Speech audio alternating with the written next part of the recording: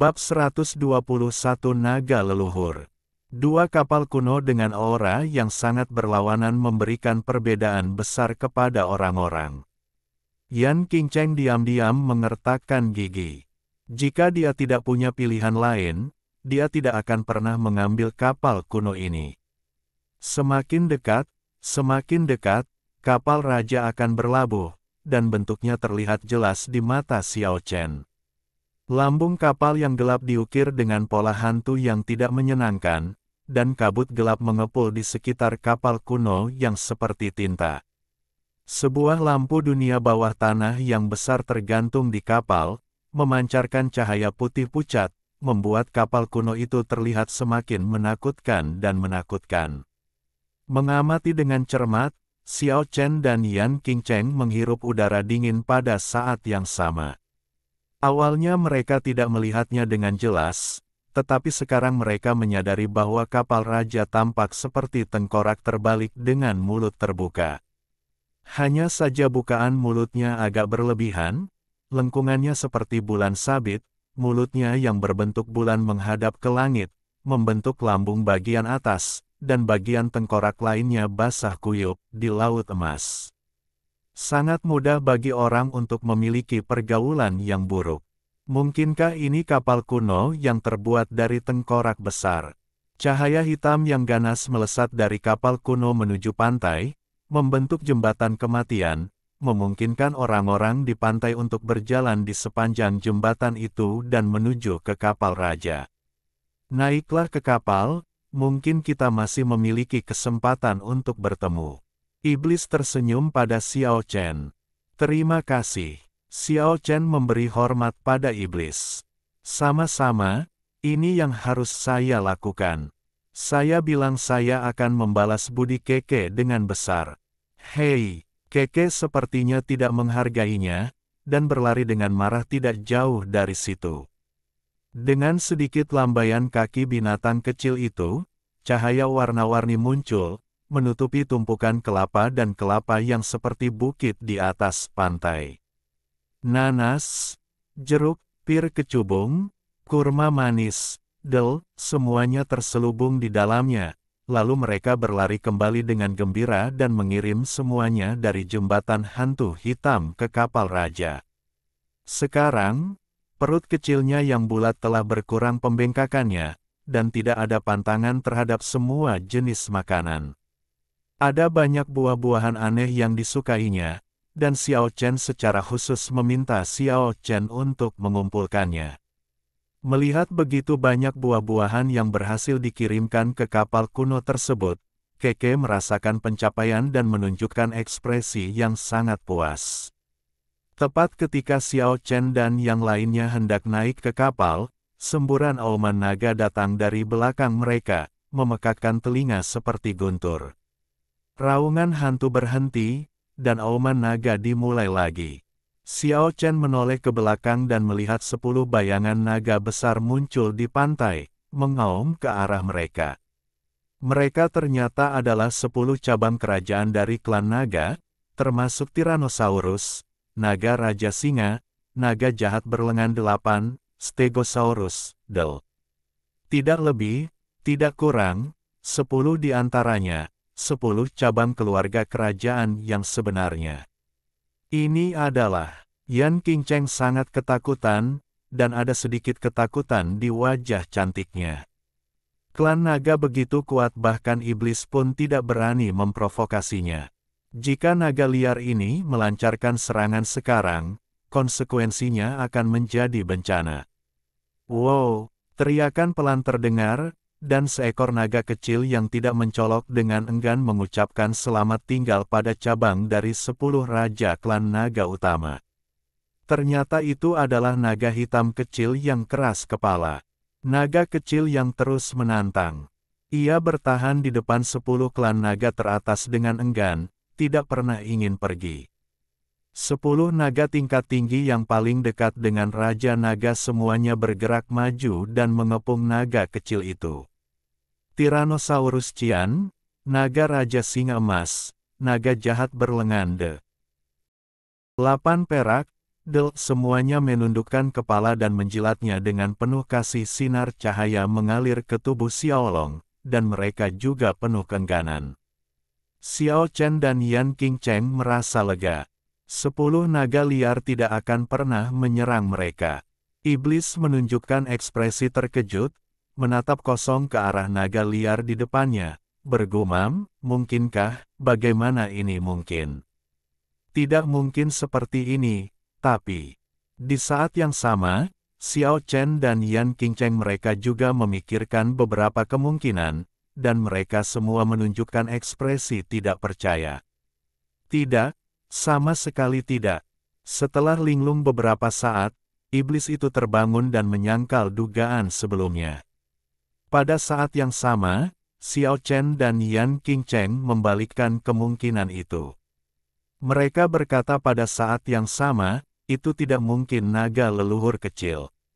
Iblis menggelengkan kepalanya dengan kuat, lalu menatap Xiao Chen dan berkata, "Aku ingat kamu pernah menyelamatkan naga kecil ini, sepertinya kebaikanmu akan terbayar."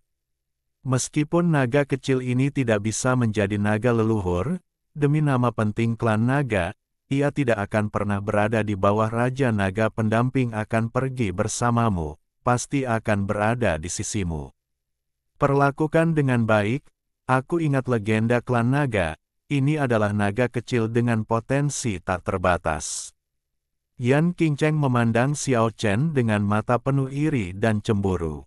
Setiap orang dapat melihat bahwa naga kecil itu berbeda. Ia bukan lagi naga kecil yang bodoh sebelumnya. Meskipun tidak seperti ketika 11 Raja Naga kecil pergi, ada banyak naga liar di Pulau Naga yang bertemu satu sama lain, tapi kali ini, meskipun hanya ada 10 naga raksasa yang mengucapkan selamat tinggal, masing-masing mewakili cabang dari garis Raja Naga. Sangat mudah untuk berpikir bahwa identitas naga kecil tampaknya terbatas pada sekelompok kecil naga dalam klan naga. Ini adalah naga kecil yang penuh dengan pengalaman hidup misterius. Identitas macam apa yang dimilikinya? Legenda klan naga macam apa yang pernah kamu pikirkan? Yan Qingcheng memandang iblis, dia sangat ingin tahu jawabannya. Aku tidak tahu pasti. Aku hanya melihat catatan dugaan di monumen rusak di Pulau Naga. Ada seekor naga yang tidak akan meninggalkan Pulau Naga bersamaan dengan Raja Naga. Ia akan berjalan sendiri. Tidak mungkin. Apakah itu Zulong kecil? Yan Qingcheng bertanya dengan tergesa-gesa. Mungkin tidak, karena ada gelar Raja Naga di reruntuhan monumen, mustahil untuk menyebut naga leluhur sebagai ada naga. Tapi pada titik ini, iblis tidak terlalu yakin, sampai dia merasa sedikit keras kepala. Setelah melihat kekuatan naga itu, dia menegaskan lagi, itu jauh lebih lemah dari Raja Naga kecil. Bagaimana bisa itu naga leluhur kecil? Jelas tidak. Para naga liar dengan rasa ingin tahu. Mengetahui bahwa naga kecil yang keras kepala bertanduk satu itu akan pergi bersama mereka, dia menjerit gembira dan berlari ke depan sambil berteriak, "Bah, tidak takut sama sekali pada 10 naga raksasa." Sudah terlambat bagi Xiao Chen untuk menghentikannya, dan iblis itu tertawa penuh arti. Dia ingin melihat reaksi naga-naga ini untuk menyimpulkan betapa kuatnya binatang kecil itu. Binatang kecil yang lucu seperti pom-pom seputih salju itu tidak kenal takut dan dengan cepat berlari ke sisi naga hitam kecil yang keras kepala itu. Ia menjerit dan melompat ke punggung naga kecil itu dengan penuh semangat, lalu berputar mengelilinginya, mengabaikannya sama sekali. Raja berkepala paling dekat dengan Raja Naga. Naga kecil yang keras kepala itu sangat tidak puas dan meraung rendah ke arah Keke, tetapi tidak ada terlalu banyak permusuhan. Mereka adalah kenalan lama dan sepertinya tahu bahwa binatang kecil yang nakal ini pada dasarnya nakal. Namun, 10 pasang mata naga dari 10 naga liar semuanya tegak, menatap tajam ke topi pohon berharga dari binatang kecil seputih salju, dan kemudian mereka semua melihat ke langit dan meraung. Suara itu mengguncang. Langit tampak seperti manusia telah menemukan benua baru, menatap binatang kecil seputih salju. 10 naga liar itu tidak mengambil tindakan terhadap Keke untuk saat ini. Mata mereka menatap binatang kecil itu dengan ekspresi aneh, sepertinya mengandung berbagai emosi seperti kecurigaan, kemarahan, keterkejutan, del. Akhirnya, naga jahat berlengan 8 yang pertama bergerak. Ia membuka cakar besar ke arah topi pohon harta karun binatang seputih salju itu, mencoba melepaskannya. Di kejauhan, Xiao Chen sangat gugup, takut binatang kecil seputih salju ini akan dibunuh oleh klan naga. Binatang kecil Keke tidak takut sama sekali. Ketika dia melihat cakar naga besar datang ke arahnya, dia menatap dengan marah ke arah naga jahat berlengan 8, mengoceh dan berteriak dengan ketidakpuasan, dan sepertinya mempertanyakan sesuatu dengan marah. Yang aneh adalah naga jahat berlengan 8 itu sepertinya memahaminya sepenuhnya. Ia ragu-ragu dan memperlambat cakar naga besar itu. Ia tidak langsung jatuh, tetapi ia sangat tidak mau berhenti dan bergoyang maju mundur di atas kepala Keke. Dengan naga liar tipe raja lainnya juga ragu-ragu. Akhirnya, naga raja singa yang agak kesal mengulurkan cakar naga emasnya yang besar dan menekan dengan kuat ke arah Keke. Pahit, binatang kecil seputih salju itu tampak sangat marah. Ia menatap dengan marah pada sepasang mata besar yang penuh aura, melambaikan cakarnya dengan kuat, dan menembakkan cahaya ilahi warna-warni yang menyelimuti Raja Naga-Naga, mencoba melumpuhkannya dengan teknik kurungan. Namun, Raja Naga Singa adalah keluarga kerajaan yang sangat dekat dengan Raja Naga yang sebenarnya. Meskipun telah disegel dengan kekuatan magis yang kuat, tubuh tiraninya masih membuat para dewa gemetar. Meskipun teknik pengurungan misterius menyelimuti cakar naganya yang besar, itu seketika cahaya warna-warni itu pecah dan mudah ditembus. Di kejauhan, iblis menghela nafas, ras naga memang yang paling menakutkan, dan keunggulan bawaannya tidak dapat ditandingi oleh ras lain. Xiao Chen sangat khawatir, dia takut Keke akan mati. Meskipun teknik pengurungan tidak menyegel cakar emas raksasa naga Raja Singa, naga liar itu berhenti dengan sendirinya. Teknik pengurungan yang ditampilkan oleh cahaya ilahi warna-warni adalah kekuatan magis besar dari klan naga sesederhana kurungan, bisa menyapu semua rintangan, Jika keluarga kerajaan naga liar berkepala 10 tidak disegel dengan kekuatan, mereka semua akan mampu menampilkan hukum naga yang kuat ini. Ini adalah kekuatan magis besar milik keluarga kerajaan naga. Pahit, Keke memandang mereka tanpa rasa takut, dengan marah menunjuk mereka satu persatu dengan cakar kecilnya, seolah mempertanyakan sesuatu. Hal ini membuat Xiao Chen dan iblis saling memandang dari kejauhan.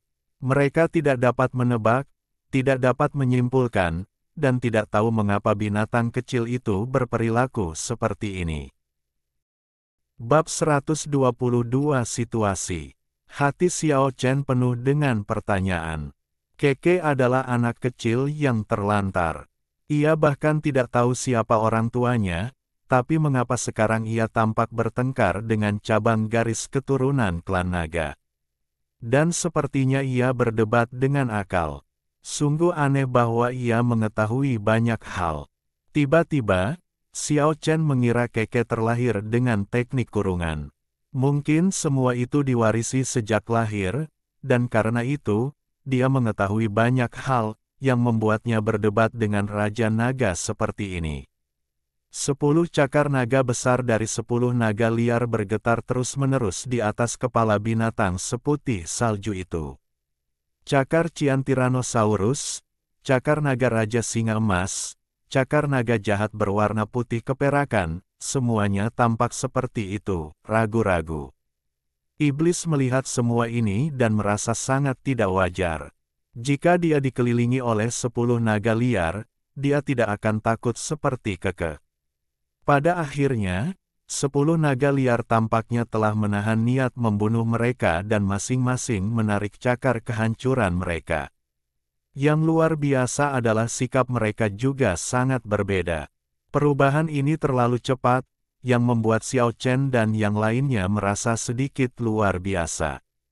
Bahkan ketiga kerangka itu membuka rahangnya tanpa suara. Binatang kecil seputih salju itu tidak menunjukkan penghargaan. Dia membalikkan tubuh gemuknya dengan marah dan mengabaikannya. Sebaliknya, dia melambaikan cakarnya ke arah naga kecil yang keras kepala itu, sepertinya mendesaknya untuk pergi. Ini adalah gambaran yang sangat tidak bisa berkata-kata. Pada akhirnya, naga kecil keras kepala yang ditutupi sisik naga hitam dengan enggan mengucapkan selamat tinggal kepada 10 naga liar. Dia berbalik 3 kali dalam satu langkah, dan saat binatang kecil seputih salju itu berjalan menuju pantai, air mata kristal mengalir di tubuhnya, mata, dan satu lagi binatang kecil yang sangat spiritual. Iblis menatap binatang seputih salju itu untuk beberapa saat, dan kemudian memusatkan seluruh perhatiannya pada naga hitam itu, seolah-olah dia ingin melihat esensinya, tetapi naga itu sangat bermartabat dan mengabaikannya sama sekali. Ayo naik, semoga perjalananmu aman. Iblis menepuk bahu Xiao Chen dan berkata, aku yakin kita akan bertemu lagi. Kabut telah menyebar, dan Xiao Chen memimpin jalan sambil memegang kain kafan dewa leluhur Suiren. Berjalan maju dan melangkah ke jembatan hantu gelap. Meskipun pada saat ini, dia samar-samar mendengar suara hantu, hati Xiao Chen tidak dalam kekacauan dan dia melangkah maju. Semua ketidaknyamanan hilang lagi, hantu-hantu itu mundur, dan mereka menaiki kapal raja dengan lancar. Iblis berteriak, begitu orang-orang yang memberikan darah untuk memanggil kapal raja naik ke kapal, mereka akan segera berlayar. Jangan terburu-buru menaiki kapal. Yang terbaik adalah tetap di tempat yang tetap dan membuat kain kafan dewa leluhur ke dalam bendera besar. Letakkan di sebelah Anda, ini akan membuat Anda tetap aman. Ingat, jangan masuk ke kabin tanpa izin. Yang terbaik adalah tetap digeladak. Kata-kata ini membuat Yan Qingcheng merasa tidak nyaman. Dia melihat pada Xiao Chen. Dia berbisik, apakah tidak akan ada masalah? Seharusnya tidak ada bahaya jika kamu mengikuti apa yang dia katakan. Xiao Chen melambai kepada iblis dan berkata, terima kasih, selamat tinggal. Juga, melambaikan tangan dengan ekspresi rumit. Ini adalah kunjungan ke Pulau Naga yang tidak akan pernah dia lupakan. Ketiga kerangka itu juga mengulurkan tulang telapak tangan mereka dan melambai ke arah iblis beberapa kali. Keke melompat ke bahu Xiao Chen dan berbisik kepada Long Dao, seolah dia juga mengucapkan selamat tinggal. Adapun naga kecil yang keras kepala, matanya berkaca-kaca, dan dia terus bersiul pada 10 naga liar, yang sangat tidak sesuai dengan karakternya yang biasanya menyendiri dan suka berperang. 10 naga liar menengadah ke langit dan meraung. Mereka menyaksikan Xiao Chen dan rombongannya menaiki kapal hantu jahat dan menyaksikan mereka pergi. Selamat jalan, teriak iblis dengan keras. Selamat tinggal, selamat tinggal, selamat tinggal Pulau Naga. Kapal kuno itu semakin menjauh, dan Pulau Naga tidak lagi terlihat dengan jelas, dan akhirnya menghilang. Saat itulah Xiao Chen berbalik. Baik Xiao Chen dan Yan Qingcheng sangat tersentuh. Bahkan ketiga kerangka itu tidak terkecuali, selalu melihat ke arah Pulau Naga dalam diam. Bagaimanapun, itu adalah tempat kelahiran mereka dan ada masa lalu mereka di sana. Ketiga kerangka itu sangat tidak biasa. Cahaya jiwa di rongga mata mereka terus berdetak. Jika suatu hari mereka mencapai level tertinggi, mereka mungkin datang ke sini untuk mengejar impian mereka dan kembali lagi untuk melacak identitas mereka. Mungkin hanya binatang kecil seputih salju di kelompok ini yang paling santai. Ia sudah asyik meminum air kelapa dan tidak terlihat sedih sama sekali. Selama pohon suci kecil itu berada di sisinya, seolah-olah akan tetap sama kemanapun ia pergi dan tidak terasa tersesat. Naga kecil yang keras kepala dan sombong itu perlahan-lahan menjadi tenang dan memandangi kapal raja seperti Xiao Chen. Kapal itu dipenuhi udara suram, dan jika tidak ada kain kafan yang melayang di sekitar mereka, akan sangat sulit untuk tinggal di sini. Kapal kuno itu sangat besar, dan arah kabinnya diselimuti kabut. Lampu dunia bawah besar tergantung di sana, memancarkan cahaya putih pucat, memberikan perasaan yang sangat buruk kepada orang-orang. Xiao Chen dengan tegas mengingat kata-kata hantu jahat itu. Dia tidak ingin pergi ke kabin untuk menjelajah, jika tidak, nyawanya mungkin dalam bahaya. Dia percaya bahwa Yan Qingcheng tidak akan bertindak sembarangan, dan bahwa ketiga kerangka itu bertanggung jawab. Satu-satunya hal yang dia khawatirkan adalah binatang kecil seputih salju itu. Keke, tolong jangan nakal. Kali ini kita mempertaruhkan nyawa kita untuk menyeberangi laut terlarang.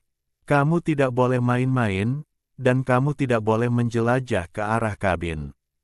Xiao Chen harus memperingatkannya dengan serius. Little Beastie secara alami bukanlah orang yang damai, jadi dia harus divaksinasi terlebih dahulu.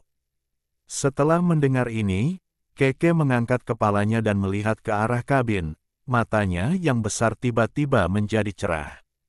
Hentikan, jangan main-main. Xiao Chen merasa sesuatu yang buruk akan terjadi, dan dia sepertinya secara tidak sengaja mengingatkan pembuat onar ini. Hei, Keke mengangguk sedih, terlihat sedikit lesu. Naga kecil yang keras kepala, kamu harus memperhatikannya dengan cermat. Xiao Chen memberikan tugas kepada naga kecil hitam itu. Laut emas mengikuti perjalanan kapal kuno, dan ombak emas bergelombang dan sangat indah, seperti tanah suci megah yang digambar dengan pena ajaib. Yan Qingcheng mencoba melemparkan kelapa ke laut. Segera setelah kelapa meninggalkan jangkauan cahaya hitam yang dipancarkan kapal raja, kelapa itu hancur berkeping-keping dan menghilang sama sekali. Ini gambaran yang mengerikan. Jika manusia berdarah-darah jatuh ke dalamnya, niscaya akan timbul akibat yang sama. Xiao Chen diam-diam senang bahwa meskipun dia merindukan kapal Dewa Naga leluhur, masih ada kapal raja yang bisa melakukan perjalanan. Jika tidak, akan sangat sulit bahkan bagi para dewa untuk melewati lautan dewa terlarang seperti itu. Laut keemasan tidak setenang yang Anda lihat di pantai, namun semakin bergejolak semakin dalam. Laut terlarang terbentang sejauh mata memandang dan berwarna keemasan. Jika tidak memperhitungkan bahayanya, sungguh megah dan indah hingga membuat orang terpesona karenanya. Lambat laun, Xiao Chen menemukan sebuah masalah. Kapal raja sepertinya bergerak semakin lambat, seolah-olah menghadapi hambatan besar. Yan Qingcheng juga menemukan masalah ini. Awalnya mereka khawatir ada yang salah dengan lambung kapal. Tetapi ternyata bukan itu masalahnya. Tampaknya ada kekuatan aneh yang mencegah kapal kuno itu meninggalkan laut. Berbeda dengan kecepatan saat kapal raja dipanggil. Tampaknya ada kekuatan dalam kegelapan yang memimpin semua ini.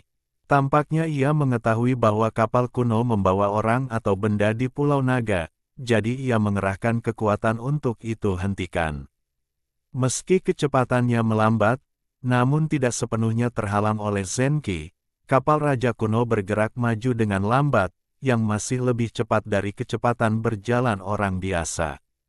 Yan Qingcheng mengerutkan kening dan berkata, saya pikir saya bisa berlayar menjauh dari laut terlarang dengan cepat, tetapi dengan kecepatan ini saya khawatir itu akan memakan waktu berhari-hari.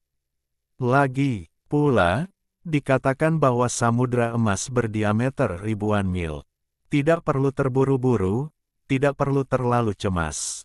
Xiao Chen tersenyum ringan dan berkata, kamu tidak perlu memikirkan hal itu, pikirkan saja masalah antara kamu dan aku.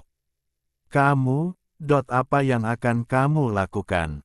Jangan datang ke sini. Yan Qingcheng sepertinya memikirkan sesuatu dan mundur ketakutan, tapi dia tidak berani menjauh dari area di mana kafan itu berada. Apa yang kamu pikirkan? Apakah kamu pikir aku akan menampilkan pertunjukan yang bagus di depan 3 kerangka putih dan 2 binatang kecil?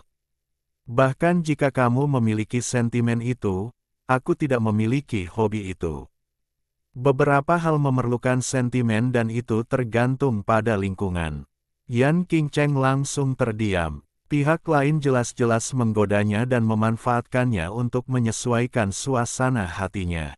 Bagaimana menurutmu? Aku bertanya-tanya apakah aku akan membunuh bunga itu dengan satu tangan. Pada titik ini, ekspresi Xiao Chen berangsur-angsur berubah menjadi dingin. Dan Yan Qingcheng juga dengan jelas merasakan niat membunuh dari pihak lain. Dia tidak ingin mati, dan ketakutan melonjak di dalam hatinya, terutama karena dia baru saja melihat harapan untuk menyingkirkan Pulau Naga menghancurkan mimpinya saat ini. Sungguh kejam, sepertinya tidak ada penyangga antara kamu dan aku. Jika aku tidak membunuhmu, kamu akan selalu menjadi ancaman bagiku.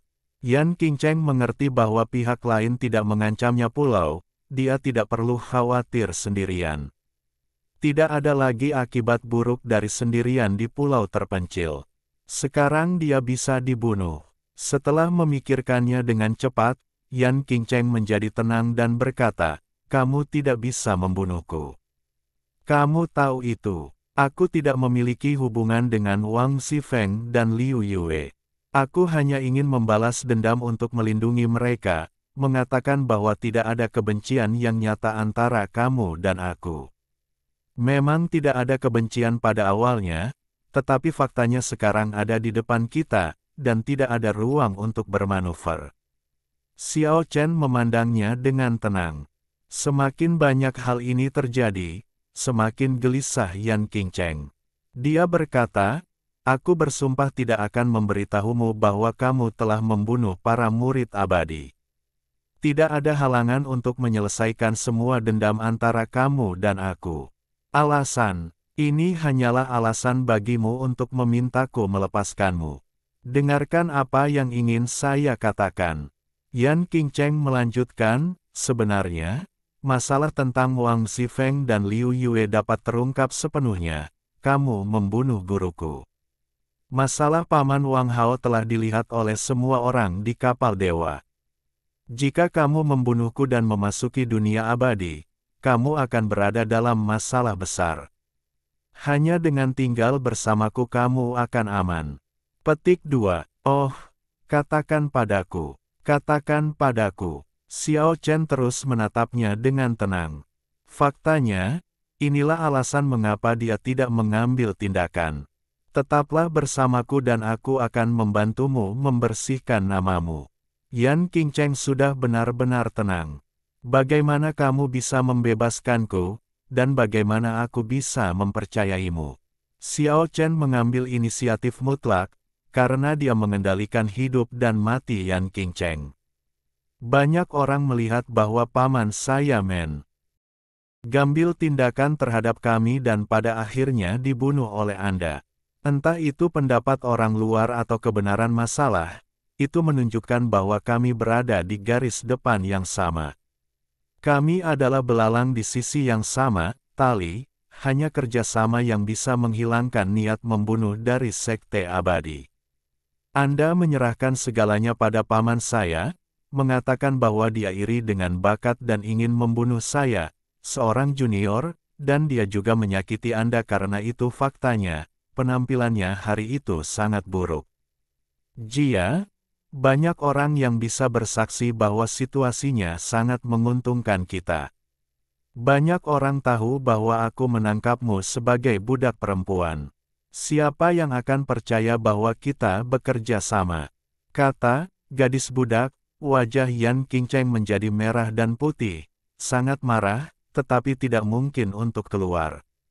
Yan Qingcheng mengertakkan gigi dan berkata, semuanya bisa dibatalkan. Kami sebenarnya adalah sekutu. Kami berakting dalam sebuah pertunjukan di awal. Semuanya dilakukan untuk bertahan hidup di Pulau Naga yang berbahaya. Kami melakukan itu untuk menciptakan ilusi bagi orang luar jadi bahwa bila perlu, kita bisa menang secara mengejutkan. Kita bisa meminta Biksu Yizhen, Liu Ruyan, Liu Mu dan yang lainnya untuk bersaksi. Terutama jika saya, korban, bersikeras akan hal ini, orang luar tidak akan meragukannya. Petik 2. Xiao Chen tersenyum dan berkata, kamu mengatakannya. Kedengarannya bagus. Siapa yang tahu jika kamu akan membalikkan segalanya begitu kamu memasuki dunia abadi dan secara langsung menempatkanku dalam bahaya. Lebih baik membunuhmu secara langsung. Kamu terlalu muda untuk melihat kematian. Jika kamu benar-benar membunuhku, sialan, ditambah lagi kamu membunuh Paman Wang Hao. Setelah keberadaanmu ditemukan, kamu pasti akan mati tanpa tempat pemakaman. Tolong jangan ambil risiko, pasti akan menyebar ke sekte abadi. Kecuali jika Anda tidak menggunakan kekerasan di masa depan, cepat atau lambat Anda akan terekspos. Bisakah menjagamu benar-benar membuatku keluar dari bahaya? Xiao Chen tenang dan tenang, tapi miliknya niat membunuh tidak berkurang. Ya, aku berjanji kita akan menang-menang, aku bersumpah. Yan Qingcheng benar-benar merasakan niat membunuh Xiao Chen, memaksanya untuk mengambil keputusan. Dibandingkan dengan bisa bertahan hidup, dia bahkan bisa melupakan pengalaman ditangkap. Tapi aku tidak bisa mempercayaimu. Ini masalah terbesar, kecuali kamu punya cara untuk meyakinkanku. Bab 123 Laut Terlarang. Ini, Yan Qingcheng benar-benar tidak bisa berkata-kata. Faktanya, itu benar. Jika dia memikirkannya dari sudut pandangnya, dia akan semakin kecil kemungkinannya untuk mempercayai Xiao Chen. Dia tahu bahwa ada kemungkinan, dan itu adalah mengorbankan dirinya sendiri. Mungkin hanya melalui pernikahan dia bisa mendapatkan kepercayaan pihak lain. Pihak lain harus memahami bahwa wanita yang sombong dan sombong seperti dia lebih menghargai kesucian tubuhnya daripada nyawanya. Mungkin hanya dengan cara inilah Xiao Chen bisa diyakinkan. Tapi bagaimana dia bisa bersedia melakukannya? Apalagi mantan musuhnya ini, meski kini harus berkompromi, ia tetap tak sanggup menanggung akibatnya. Namun, jika Anda tidak melakukan ini, bagaimana Anda bisa mendapatkan kepercayaan pihak lain? Dari sudut pandang Xiao Chen, itu akan membunuh semua bahaya dan tidak membiarkannya hidup. Kapal raja bergerak maju perlahan, membuat gelombang cahaya di laut keemasan. Kapal kuno berwarna hitam itu tampak sangat mencolok di tengah laut terlarang yang cemerlang. Dilihat dari kejauhan, tampak seperti tengkorak hitam besar terbalik yang melayang, dengan cahaya hitam berkilauan, menakutkan dan jahat. Ini adalah gambar yang aneh, pemandangan yang memikat hati orang-orang, namun saat ini sudah tidak ada lagi penontonnya. Kapal kuno itu terdiam. Xiao Chen bersenang-senang, tampak santai dan santai, seolah-olah dia telah melupakan apa yang baru saja terjadi, dan sedang memandangi lautan emas, mengagumi laut emas terlarang yang indah dan megah. Namun, Yan Qingcheng tahu bahwa niat membunuh pihak lain tidak berkurang, tetapi karena dia telah mengambil inisiatif mutlak, dia dapat membunuhnya, seorang tahanan dengan keterampilan tersegel, kapan saja. Dia berjuang keras di dalam hatinya, dia tidak ingin mati. Dia masih muda dan memiliki prospek cerah yang tak terbatas. Tapi bagaimana dia bisa bertahan? Apakah Anda benar-benar harus berkorban besar? Yan Qingcheng adalah seorang wanita dengan ambisi besar dan bakat luar biasa. Dia tidak ingin menjalani kehidupan yang biasa-biasa saja. Dia ingin melampaui pendahulunya dan memasuki dunia yang indah, tetapi dia tidak tahu bagaimana mengatasi kesulitan saat ini. Apakah Anda benar-benar ingin melewati inti hati Anda? Setelah meninggalkan Pulau Naga, segalanya berubah. Apa yang harus dipertimbangkan oleh dua orang yang memiliki hubungan rapuh itu tidak sesederhana berjuang untuk bertahan hidup di pulau terpencil. Semuanya sunyi, kecuali suara dua binatang kecil yang sedang makan makanan. Keke tidak terlalu memikirkannya saat ini. Dia sedang makan segala jenis buah-buahan aneh dengan senang hati. Naga kecil yang menyendiri itu rupanya lambat laun terpengaruh oleh gaya hidup Keke. Dia tidak lagi menolak makanan lezat itu dan menikmatinya dengan gembira seperti binatang seputih salju. Raja Qin Guang dan 3 orang lainnya sangat pendiam, duduk di samping kain kafan, tidak bergerak seperti 3 fosil. Mereka sepertinya telah jatuh ke dalam keheningan yang mematikan dan sedang berlatih dengan tenang soketnya. Di bawah, tanda teratai di dahi bersinar terang. Saya tidak tahu berapa lama, tetapi langit perlahan meredup. Xiao Chen juga memecahkan beberapa kacang yang tidak diketahui dan mulai menikmati makan malam. Ini adalah perasaan yang aneh. Di laut terlarang yang bahkan para dewa pun tidak dapat berdiri, menikmati buah-buahan liar beraroma pinus, meminum sari kelapa, dan menyaksikan matahari terbenam mewarnai laut menjadi merah dan keemasan, sungguh perasaan yang unik. Saat malam tiba, bintang-bintang muncul di langit. Langit berbintang yang berbeda, penuh dengan nafas kebebasan. Xiao Chen merasa sangat santai dan akhirnya meninggalkan Long Island. Saat ini, Keke tiba-tiba berteriak. Xiao Chen, yang sedang melihat ke langit, terkejut dan berbalik dengan cep. Hanya untuk melihat Keke melepas topi pohon harta karunnya dan mengoceh. Naga kecil yang keras kepala itu memandangnya dengan rasa ingin tahu. Naga kecil yang menyendiri itu sepertinya tidak mengingini pohon suci seperti Raja Naga pendamping kecil. Ada apa dengan Keke? Xiao Chen bertanya dengan ragu. Binatang kecil seputih salju itu masih menunjuk ke arah topi pohon berharga itu dan mengoceh tanpa henti. Tampaknya terkejut. Xiao Chen berjalan ke sana, berjongkok dan dengan lembut menyentuh pohon kecil itu. Dia merasa sedikit hangat, seolah-olah ada fluktuasi energi yang beriak. Hati Xiao Chen juga penuh dengan pertanyaan. Yan Qingcheng juga terkejut dan menoleh untuk melihat ke sini. Memang ada fluktuasi yang sangat lemah sehingga hampir tidak terlihat, tetapi baik Keke maupun Xiao Chen tidak menyadarinya sebelumnya. Pohon suci kecil itu sepertinya menyerap energi dari dunia luar.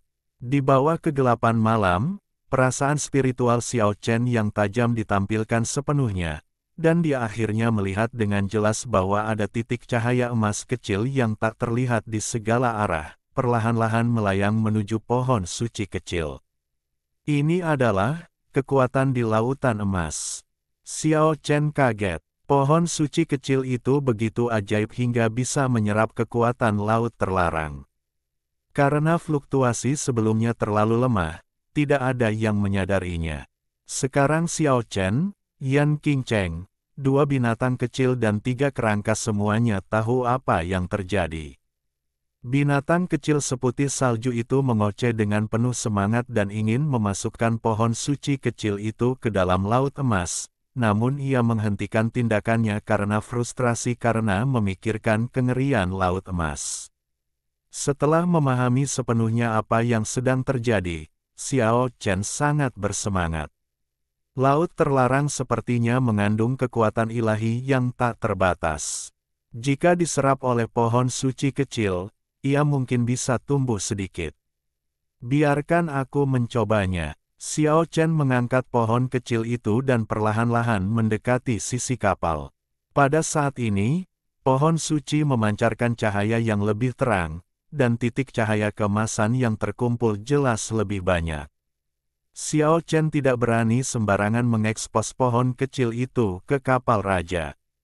Bagaimanapun, dia telah melihat sebelumnya bahwa tanpa perlindungan cahaya gelap yang dipancarkan oleh kapal kuno, semua kualitas nyata akan hancur. Meskipun ini adalah pohon suci yang legendaris, sulit untuk mengatakan apakah ia dapat menahan kekuatan suci semacam itu. Lengan Xiao Chen telah mencapai tepi sisi kapal, dan semakin banyak titik cahaya keemasan berkumpul. Pohon suci kecil dengan cepat menyerap kekuatan ilahi ini.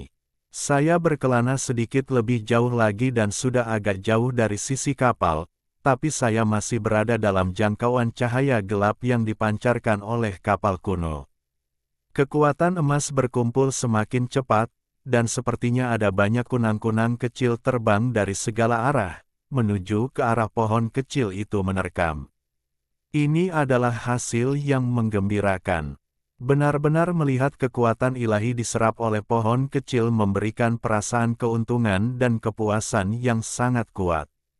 Keke berlari berkeliling dengan mata besarnya berkedip, sangat bersemangat. Namun, Xiao Chen tidak selalu bisa memegang pohon kecil seperti ini.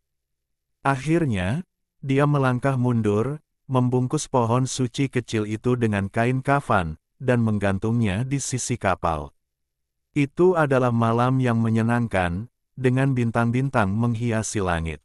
Kapal raja bergerak maju perlahan, dan pohon suci kecil di buritan bersinar dengan cahaya keemasan. Angin malam bertiup sepoi-sepoi, dan kedalaman laut terlarang tidak semati yang dibayangkan. Ada juga pergerakan angin dan suara ombak. Meski area di dalam kabin dipenuhi roh jahat, yang membuat Xiao Chen dan yang lainnya merasa menyeramkan, namun area buritan kapal tetap damai di bawah perlindungan kain kafan dewa leluhur Suiren. Di bawah sinar bulan yang lembut, kedua binatang kecil itu sudah mendengkur pelan, dan ketiga kerangka itu benar-benar diam. Xiao Chen memandang Yan Qingcheng, sama sekali tidak mengkhawatirkan serangan diam-diamnya, dan tertidur dengan pikiran tenang. Dengan kesadaran spiritualnya saat ini, dia akan langsung bangun jika ada kelainan, dan skill lawan diblokir olehnya dan tidak dapat membahayakan dirinya. Tidak tahu berapa lama, Xiao Chen terbangun dari tidur nyenyaknya. Dia mendengar suara gemuruh pelan, seolah ada suara hantu melayang. Di arah kabin, lampu dunia bawah yang besar bersinar dengan cahaya pucat, namun tidak dapat benar-benar menerangi area tersebut. Cahaya pucat dan lemah terbatas pada rentang yang sangat sempit dalam kegelapan. Jarak yang lebih jauh seperti portal gelap yang menghubungkan ke neraka, suram dan menakutkan, tidak ada pemandangan yang terlihat, dan suara hantu rendah datang dari sana. Di saat yang sama, sepertinya ada suara gerakan di dalam kabin. Suasananya menyeramkan. Anda tidak bisa melihatnya, Anda hanya bisa mendengarnya, yang bahkan lebih menakutkan. Tiba-tiba, kapal raja besar itu bergetar hebat, seolah-olah ada benda besar yang menggelindingkan tubuhnya dalam mimpi. Orang-orang dapat dengan jelas mendengar suara bergulir dan suara hantu seperti mimpi, dan energi jahat yang ganas melonjak bintang-bintang di langit tampak redup. Kabut hitam melayang di sekitar kapal kuno itu, seolah mewarnai air laut keemasan di dekatnya menjadi hitam. Tidak hanya Xiao Chen yang sudah bangun, Yan Qingcheng juga duduk dengan gugup, dan dua pasang mata besar dari dua binatang kecil itu menatap kabin di depan mereka sejenak, dan jiwa dari tiga kerangka itu berdetak terus-menerus. Ini memang kapal hantu yang jahat, sangat jahat dan menakutkan. Tidak ada keraguan bahwa ada hal-hal yang sangat buruk di kapal tersebut. Anda dapat dengan jelas melihat kabut gelap mengambang di seluruh kapal kuno kain kafan dewa leluhur Suiren melindungi buritan, dan aku khawatir tempat ini juga akan tenggelam dalam kegelapan. Suara hantu suram itu menderu, dan suara gerakan yang menakutkan terus terdengar. Kapal raja menunjukkan sisi jahatnya. Namun, hari sudah menjelang fajar, langit yang gelap berangsur-angsur menjadi lebih hidup, dan suara-suara yang tidak biasa itu mereda. Xiao Chen dan yang lainnya akhirnya menghela nafas lega. Jika sesuatu yang buruk benar-benar terjadi di kabin kapal kuno, mereka mungkin berada dalam situasi yang sangat berbahaya. Meskipun mereka dilindungi oleh kain kafan, masih sulit untuk menjaminnya secara mutlak keamanan. Saat ini, Keke melompat ke tepi kapal kuno, dan binatang kecil itu sedang mencari pohon suci kecil. Xiao Chen juga terkejut ketika dia melihat ke belakang, dan melihat bahwa kafan itu telah jatuh dari sisi kapal. Pohon suci kecil itu telah tenggelam dan tidak lagi terlihat oleh mereka sisi kapal. Hal ini membuat hati Xiao Chen tenggelam, dan dia berjalan dengan cepat, tapi kemudian dia merasa rileks lagi. Meskipun setengah dari kain kafan dan pohon suci kecil berada di luar jangkauan cahaya hitam, mereka tidak hancur. Sebaliknya, cahaya keemasan di luar sisi kapal bersinar terang dan cahaya ilahi berkedip-kedip. Benar saja, karena telah direndam dalam darah dewa leluhur, kain kafan itu masih biasa saja, tanpa kilau apapun, namun belum dihancurkan oleh kekuatan laut terlarang. Ini sungguh langka. Pohon suci kecil bahkan lebih ajaib lagi. Karena kapal raja terlalu besar, ia melayang di udara dengan separuh kain kafan dan tidak dapat menyentuh lautan emas. Namun cahaya keemasan yang muncul dari laut terlarang bagaikan gelombang air yang menghubungkannya dengan permukaan laut, seolah keduanya sudah terhubung. Meskipun fluktuasi energinya tidak terlalu hebat, terlihat jelas bahwa orang dapat merasakan ada tetesan yang terus-menerus menyatu menuju pohon kecil, dan kekuatan emas diserap olehnya. Meski tidak seluas dan tak terbatas seperti yang dibayangkan, jika terus berlanjut dengan kecepatan ini, pohon suci kecil itu tetap akan menyerap kekuatan yang tak ada habisnya. Kelompok-kelompok kecil berkumpul dan perlahan menyerap. Selama ada cukup waktu, pohon suci kecil itu pasti akan tumbuh. Matahari terbit di timur, dan cahaya pagi menyinari laut. Hari baru dimulai, dan kapal masih bergerak maju perlahan. Matahari terbit seakan memancarkan vitalitas yang tak terbatas, membuat kapal raja yang suram tidak lagi begitu jahat. Titik-titik cahaya keemasan beriak di laut, dan semuanya begitu damai dan tenang. Orang yang tidak mengetahui kebenaran tidak akan pernah percaya bahwa setiap inci ruang di sini dapat menghancurkan para dewa atau bahkan dewa. Binatang kecil seputih salju dan naga kecil yang keras kepala tampaknya sangat tidak cocok dengan perjalanan semacam ini, karena keduanya adalah karakter yang aktif. Kedua anaknya melintasi perlindungan kain kafan beberapa kali dan mencoba menjelajah ke arah kabin, tapi mereka semua dihentikan. Suasana hati Yan Qingcheng sangat membingungkan, dia kesulitan mengambil keputusan dan tidak bisa menentukan pilihan di dalam hatinya karena harganya terlalu tinggi. Xiao Chen tidak tahu apa yang dipikirkan kecantikan menakjubkan ini, tapi dia tidak terburu-buru. Dia punya banyak waktu, dan mungkin pihak lain akan benar-benar membantunya mendapatkan ide yang solid dan aman. Matahari terbit dan terbenam, dan 4 hari berlalu dalam sekejap mata. Malam berikutnya telah tiba. Dalam beberapa hari terakhir, kapal kuno sangat gelisah di malam hari, dan selalu ada suara-suara menakutkan. Bahkan ada beberapa saat ketika Xiao Chen benar-benar merasakan energi jahat yang tragis masuk ke dalam kafan itu. Dan suatu saat, dia terbangun dari tidurnya dan melihat beberapa bayangan menakutkan menatap mereka tidak jauh dari situ. Pada malam hari keempat, cahaya bintang sedikit redup. Di tengah suara ombak laut terlarang yang bergelombang, kapal kuno itu tampak sedikit tertekan dan sangat tenang.